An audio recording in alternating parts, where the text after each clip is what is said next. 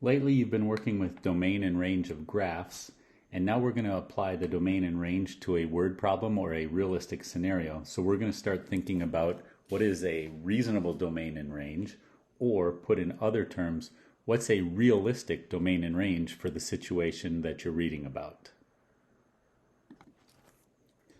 So here we have a scenario where Cleo has a $50 Starbucks gift card and spends $5 every morning because Cleo really needs her coffee. So you could say your gift card balance is $50 and you're losing $5 per purchase. Over here is the exact same equation, but we're using what's called function notation. You might not have used function notation yet, so if you don't like what you see there, just go with that one. Now, a wise thing I can do anytime I'm in a word problem situation is I can make a table to represent the actual numbers that go with this situation. So for this table, I say maybe I'll see what happens over the next 2 weeks with the value of the card.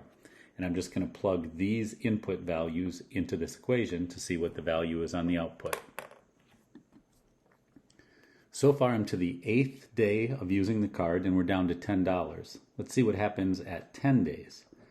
I would plug the 10 into the equation and I would get 50 minus 5 times 10. That's 50 minus 50.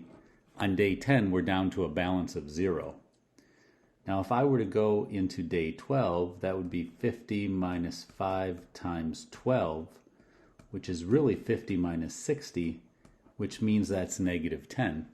But that's unrealistic. I shouldn't be doing that or that, because once I get down to 0 for my card, it's really worthless. I might as well throw it away. So the first 10 days, the value went down to 0. This is my first look at a realistic domain and range. Remember, the domain represents any of the input type of thinking, and the range is the output or the y values. So it doesn't seem realistic for my domain to go past 10 because my gift card would be worthless at that point. And it looks like my range goes anywhere between 50 and 0. It can't go above 50 because that's the amount that was on the card. They're not going to add value on there freely. And it can't go below 0 because once we're at 0, it's worthless. So given what I see going on this chart, the domain or the input, a reasonable domain would be somewhere between 0 and 10 days. And the range looks like the smallest value is 0 and the largest value is 50. So for this scenario, the range would go between 0 and 50. These are realistic domains and ranges for this scenario.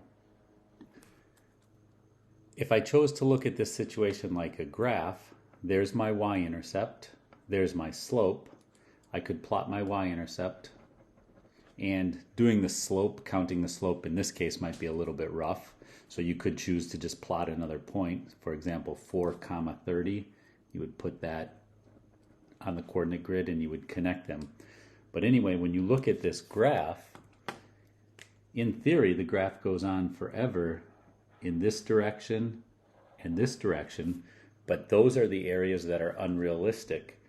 If the y-axis represents the value on the card, I shouldn't ever have the value of my card be negative. And if the x-axis represents the number of days, if this is day 0 or when we started, you can't really go back into negative days. It doesn't make sense. So these parts of the graph are not realistic. So the same conclusion I came from the table comes from here. The domain goes from 0 to 10 because that's the realistic part of the graph. The range goes from 0 to 50 because that's the realistic part of the graph. So when you're looking at a word problem scenario, a real world scenario, your domain and range would probably need to be reasonable or realistic and not the same as you would if you're looking at just an equation that has no meaning.